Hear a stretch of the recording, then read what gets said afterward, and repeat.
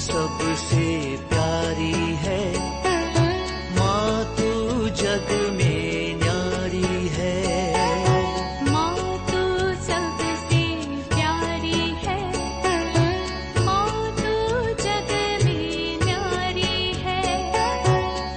अपने आंचल में रखना, अपने आंचल में रखना, हमें वरदानों से भरना। माँ तू सबसे प्यारी है, माँ तू जग में न्यारी है। माँ तू सबसे प्यारी है, माँ तू जग में न्यारी है। पिता, पुत्र और पवित्र आत्मा के नाम पर आमीन। आप सबों को जय यीशु। मुझे हाल ही में ब्राजीलियन टीवी का एक चमत्कार की न्यूज़ देखने के लिए मिला। ये YouTube में भी देखने के लिए मिलेगा। बहुत बड़ा एक चमत्कार 2 महीने पहले ब्राजील में हुआ है। ये घटना है, एक 4 साल का बेटा अपने घर में जो नया नया एक स्विमिंग पूल को बनाया। उनके घर के आंगन में एक स्विमिंग पूल बनाया। 4 साल का एक बेटा माता पिता के नजर से दूर जा करके अपना कपड़ा वगैरह उतार करके हमें देखने के लिए मिलता है। वो सीधा वो स्विमिंग पूल में आते हैं, इसके बाद वो पानी में गिर जाते हैं। उनके घर के सामने ही सिक्योरिटी जो कैमरा लगा हुआ है उसमें ये सब कैद किया हुआ है। वो बच्चा पानी में गिर जाते हैं, कोई देखने के लिए नहीं है, कोई बाहर नहीं है, और वो पानी में डूब कर करके 11 मिनट तक वो पानी के अंदर डूबा हुआ था, नीचे चला गया था। घर में अपने बच्चों को माता पिता ढूंढ रहा है। इसके बाद उनका पिता घर के बाहर आकर के देख रहा है। ये सब हम लोगों को उस वीडियो में दिखाई देता है। पिता का नजर तालाब की ओर गया, स्विमिंग पूल की ओर गया। वो उसने देखा स्विमिंग पूल में पानी के अंदर बच्चा पड़ा हुआ। दौड़ करके जाते हैं और स्विमिंग पूल में कूदता हुआ और उसको बच्चे को पानी से उठा करके बाहर डाल रहा है। ये सब हम लोग को उस वीडियो के अंदर देखने के लिए मिलता है। और आगे उस बच्चे को लिटा करके CPR सब दे रहा है, उसका मुंह से जितना पानी वगैरह निकाल सकता है निकाल रहा है। करीब आधा घंटे के बाद फायर फाइटर्स और एयर एम्बुलेंस सब आते हैं। इसका मतलब आधा घंटे तक वो बच्चा मृत पड़ा हुआ था, कोई सांस नहीं, कुछ नहीं। उनके इसके बाद जो सपोर्ट जो भी मिल रहा है वो आधा घंटे के बाद का है। तब तक क्या हो रहा था, पिता कोशिश कर रहा है और उस बेटे का 4 साल का वो बेटे का जो बड़ा भाई है उसके आगे हम लोग फोटो में देख सकते हैं, घुटना टेक करके वो प्रार्थना कर रहा है, अपने भाई के लिए प्रार्थना कर रहा है। प्रभु मेरे भाई को, छोटा भाई को ऐसा नहीं जाने देना, मेरा प्यार दे बगैर नहीं जाने देना, ऐसा बोल करके वो प्रार्थना किया करते हैं। माता पिता सब खड़े हैं। तब फायर फाइटर्स आ रहा है। इसके बाद एयर एम्बुलेंस आया, यहाँ से एम्बुलेंस में उसको आगे शिफ्ट किया। इसके बाद हेलीकॉप्टर में वहाँ से दूर एक हॉस्पिटल पहुँचाते हैं, एक कैथोलिक हॉस्पिटल है, वहाँ पर पहुँचते हैं।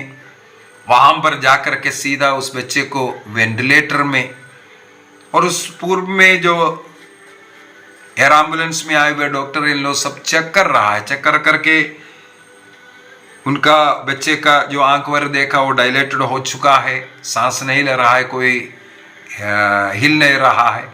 इसका मतलब ब्रेन से डेड हो चुका है, ये उनको मालूम था। फिर भी उन्होंने जो ऑक्सीजन चालू किया, इसके बाद उनको एयरलिफ्ट कर करके हॉस्पिटल पहुंचाते हैं। वहां पर भी सीधा उसको वेंटिलेटर में डाल दिया। डॉक्टर्स ने देखा बिल्कुल हिल नहीं रहा है। तब भी डॉक्टर्स ने उनके पेरेंट्स से कहा, हम लोग 72 घंटे तक चेक कर सकता है, 72 आवर्स तक इस बच्चे को चेक कर सकता है। अगर इसके अंदर कोई ऐसा फर्क नहीं नजर आ रहा है, इसके बाद हम लोग इसको ब्रेन डेड घोषित करेंगे। यदि उससे पहले कुछ इंप्रूवमेंट मिलेगा तो अच्छी बात है। डॉक्टर ने उसको, इसका मतलब 72 आवर्स ऑब्जर्वेशन में वेंटिलेटर में रखने का रिकमेंड किया। उस बेटे का नाम है हेतर नागेल, 4 साल का ब्राजीलियन बेटा है। और उसका जो पापा है, पिता है, उनका नाम है जीन पौलो। फर्स्ट में उन्होंने ही उस स्विमिंग पूल से बच्चे को निकाला, सीपीआर सब जो भी दिया, ये सब कार्य इनके पिता जीन पौलो ने ही किया। इसके बाद उस हॉस्पिटल में जब ये एडमिट था, इस बच्चे का एक आंटी है, उनको ये पता चला इंसिडेंट। तो इस इंसिडेंट होने का 1-2 दिन पहले ही इस बच्चे का, बेटे का मम्मी ने उस आंटी से कहा था, 4 साल हो गया बच्चे का, लेकिन हमने अभी तक इसको बपतिस्मा नहीं दिया है, हाँ जल्दी अभी बपतिस्मा देना है। ये बात इस आंटी से कहा था। तो ये इंसिडेंट हुआ, ऐसा हुआ, हॉस्पिटलाइज्ड है। ये जब इस आंटी को पता चला, आंटी ने सबसे पहला कार्य ये किया, वो वहाँ का पल्ली पुरोहित से मिलते हैं और फादर को तुरंत वो हॉस्पिटल भेजते हैं। और वहाँ का जो डायरेक्टर था, एक सिस्टर है, उस डायरेक्टर के अनुमति से इस बच्चे को बपतिस्मा देने का निर्णय किया। हम फोटो में देख सकते हैं, माँ है, उनकी छोटी बहन है, एक बहन है, और सिस्टर जो डायरेक्टर है, हॉस्पिटल का डायरेक्टर है, उनके सामने जो वेंटिलेटर में पड़ा हुआ उस बच्चे को पुरोहित बपतिस्मा दिया। ये बपतिस्मा देने के कुछ ही समय के बाद इस बच्चे का शरीर में हलचल शुरू हुआ, हिलना शुरू हुआ। और मेरे विचार में वहाँ उसके अंदर मुझे जितना समझ में आया, 1 घंटे के अंदर इस बच्चा उठ करके बैठ गया। और इतना ही नहीं, जितना भी ये जो सपोर्टिंग सिस्टम था उसको निगलवाया। इसके बाद बच्चे उठ करके सबसे पहले टॉयलेट गया कहते हैं। उसको कोई प्रॉब्लम नहीं हो, पिछली सारी बातें सब याद करना, सब कुछ शुरू किया। जबकि डॉक्टर्स का सबका कहना है इसका ब्रेन डेड हो चुका था, लेकिन 3 दिन का 72 घंटे का जो समय देकर के हम कोशिश कर रहा था, हो सकता है एक ट्रायल के लिए कोशिश किया। लेकिन इस बच्चे को जब बपतिस्मा देते ही वो जीवित हो उठा। एक बहुत बड़ा चमत्कार, ब्राजीलियन जो टीवी नेटवर्क है उसी के अंदर से वहां पर बताया हुआ, न्यूज़ चैनल में बताया हुआ बात, और आज आपको ये यूट्यूब में भी ये सब देखने के लिए मिलेगा। ये क्या हमें सिखाता है? सबसे पहले आज भी प्रभु जिंदा है, हमारे बीच में जिंदा है। जैसे वो बेटा, जो मृत बेटा बाहर निकाल करके पापा उसके ऊपर सीपीआर सब कर रहा था, तो उसका बड़ा भाई जो है घुटना टेक करके, हम इस फोटो के अंदर देख सकता है, वो घुटना टेक करके वो पूरे समय, जब तक वो आधा घंटा लगा जो एम्बुलेंस वगैरह आने के लिए, फायरफोर्स सब आने के लिए, तब तक वो घुटना टेक करके वहां प्रार्थना कर रहे थे अपने भाई के लिए। उसका उत्तर यहां पर मिल रहा है। सबसे पहला, आज भी हमारा ईश्वर जीवित है। इस प्रकार का जो घटनाओं के द्वारा, चमत्कारों के द्वारा प्रभु ये बता रहा है कि प्रभु जीवित है। और दूसरी बात है, कई लोग बच्चों को बपतिस्मा क्यों दे रहा है बोल करके हल्ला मचाता है। कैथोलिक चर्च इसलिए बच्चों को बपतिस्मा दे रहा है, हम देख रहा है उस बच्चे को जब बपतिस्मा दिया, उसमें पवित्र आत्मा उतरा, उसमें जीवन आया। इसका मतलब बपतिस्मा एक व्यक्ति को जीवन देता है, एक नव जीवन देता है। इसलिए बच्चों की बपतिस्मा के खिलाफ जो भी व्यक्ति बोल रहा है, उनका भी आंख खोलने वाली बात है। कैथोलिक कलीसिया इसलिए बच्चों को बपतिस्मा देता है। बपतिस्मा का अनेकों क्लास में ले चुका हूं। जिस प्रकार उत्पत्ति ग्रंथ के अंदर ईश्वर ने अब्राहम के साथ एक विधान जोड़ा। उत्पत्ति ग्रंथ अध्याय 17 के अंदर हम लोग पढ़ते हैं, अब्राम नाम था। प्रभु विधान जोड़ते हुए कहते हैं, अब से तुम्हारा नाम अब्राम नहीं इब्राहिम रहेगा। अध्याय 17 का वाक्य 5 में इस प्रकार एक विधान जोड़ते हैं। इसके बाद विधान के चिन्ह के रूप में प्रभु ने कहा, तुम्हारे घर में जितने भी पुरुष हैं उनका खतना करना, सर्कमसिशन करना। वाक्य 11 में हम लोग पढ़ते हैं, वह खतना तुम्हारे लिए मेरे द्वारा निर्धारित विधान का चिन्ह होगा। इसके बाद वाक्य 12 में लिखा है, तुम लोगों के बच्चों में से प्रत्येक खतना जन्म के 8वें दिन में करना है। और उसी दिन 99 साल का अब्राहम, 14 साल का इस्माइल और उनके घर के जितने भी नौकर चाकर सबों का और बच्चों का सबों का खतना उसी दिन किया गया। बच्चों का भी खतना किया। इसके द्वारा ईश्वर के उस विधान से जुड़ता है, ईश्वर का संतान बनता है। अभी नए विधान में खतना नहीं, बपतिस्मा ग्रहण करना है। बपतिस्मा के द्वारा एक व्यक्ति क्रिस्तीय व्यक्ति बनता है, क्रिस्त का शरीर का अंग बनता है। बपतिस्मा इसलिए तो है, उसी के द्वारा क्रिस्त का अंग बन रहा है, क्रिस्त का शरीर का अंग बन रहा है, मिस्टिकल बॉडी ऑफ क्राइस्ट। उसको मना करता है। क्या बच्चे को अधिकार नहीं है?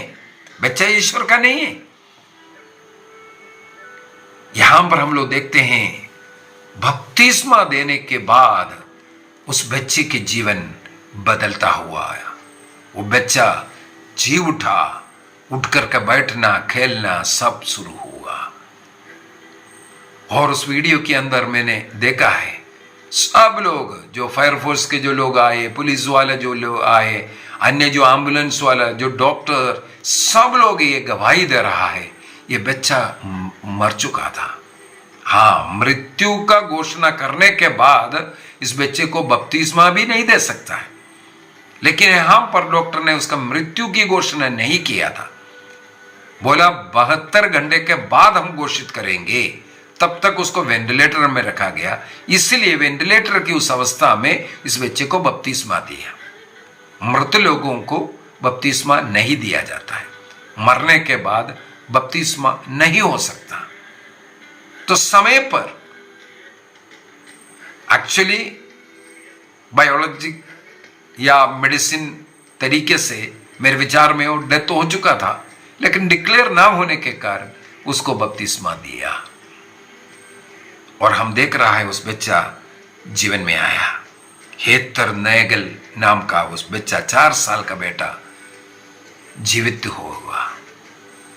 आज भी ईश्वर प्रभु ईसा मसीह जिंदा है। एक बार मुझे भी एक घटना याद आ रहा है। एक बेटी है जिनके दोनों किडनी फेल है, डायलिसिस में चलते हैं और उनका सांस का प्रॉब्लम रहता है। एक दिन रात्रि में है, मेरे ख्याल में 12-1 बजे रात्रि का, उनकी बड़ी बहन का फोन आया। हमारी छोटी बहन सांस नहीं ले रहा है, प्रार्थना कीजिए। और उन लोग लेकर के उसको हॉस्पिटल लेके जा रहा है। वहां से हॉस्पिटल तक कितना टाइम लगा मुझे नहीं मालूम, लेकिन जब से उन्होंने बोला उस फोन में मैं प्रार्थना करता रहा वो रात्रि में। हॉस्पिटल तक वो सांस नहीं लिया बोलता है, लेकिन हॉस्पिटल पहुंचते ही वो सांस लिया। कितना टाइम लगा हो, काफी टाइम लगा था। और एक बार और ऐसा ही घटना हुआ, उनको दूसरी बार उसी बेटी को तुरंत फिर से फोन आया। उनका डायलिसिस चल रहा था मेरे विचार में उस समय पर। इसी प्रकार अटैक हुआ। उनके घर में इन्फॉर्म किया, घर से उन लोग पहुंच गए। इसके बाद वही बड़ी बहन मेरे को फोन किया, हम प्रार्थना करने लगे। देखो उन लोग क्रिस्त भक्त लोग हैं, क्रिस्त में विश्वास करते हैं, प्रभु में इतना विश्वास, इतना प्रार्थना में विश्वास। उनका वो विश्वास के कारण, प्रभु में आस्था रखने के कारण, मैं ये नहीं बोल रहा मेरे प्रार्थना के कारण, वे लोग प्रभु ईसा मसीह में विश्वास करने के कारण, आस्था रखने के कारण उनको भी जीवन मिला। एक बार नहीं, दो बार मैंने ये देखा है।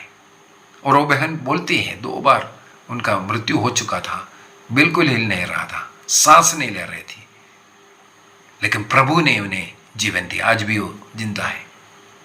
प्रभु के लिए सब कुछ संभव है, और उस प्रभु में हमें विश्वास करना है, उस प्रभु में हमें जीवन जीना है, और प्रभु के समान हमें जीवन जीना। केवल हम प्रभु में भक्ति कर रहा है, प्रार्थना कर रहा है, व्यर्थ है यदि हमारे जीवन प्रभु के समान नहीं है, प्रभु के समान पाप से दूर नहीं, प्रभु से जुड़े हुए पवित्र जीवन नहीं, बेकार है बाकी सब। आज एक निर्णय कीजिए, इस आगमन काल के समय पर प्रभु से जुड़े हुए जीवन जिएंगे। प्रभु के द्वारा हमें जो कुछ मिलना है मिलेगा।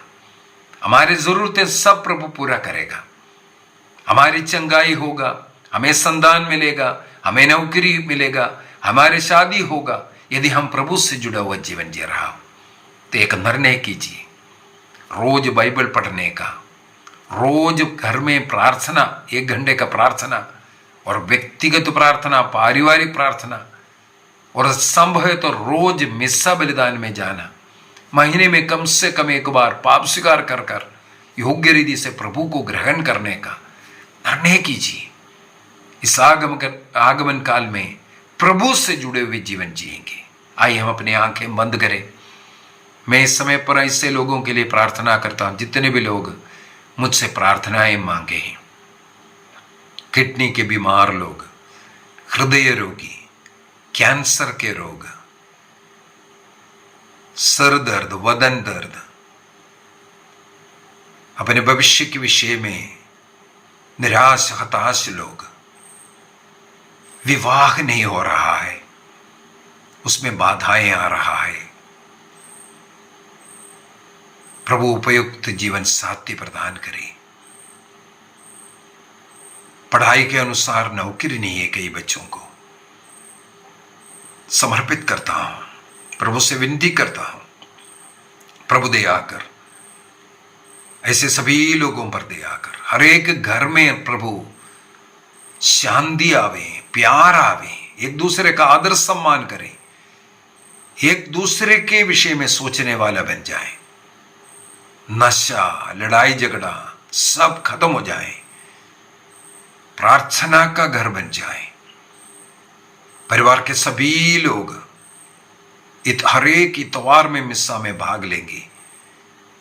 यदि कोई इतवार नहीं गया, अगले दिन जाकर के मिस्सा में भाग लेंगे। निर्णय कीजिए, प्रभु के साथ जुड़े हुए जीवन, संसार की वस्तुओं के लिए नहीं, संसार की चीजों के लिए नहीं, हमारी आत्मा की रक्षा के लिए सोचेंगे। निर्णय कीजिए। प्रभु आप सबों को अनुग्रह आशीष प्रदान करे। पिता, पुत्र और पवित्र आत्मा के नाम पर आमीन। आप सबों को जय यीशु।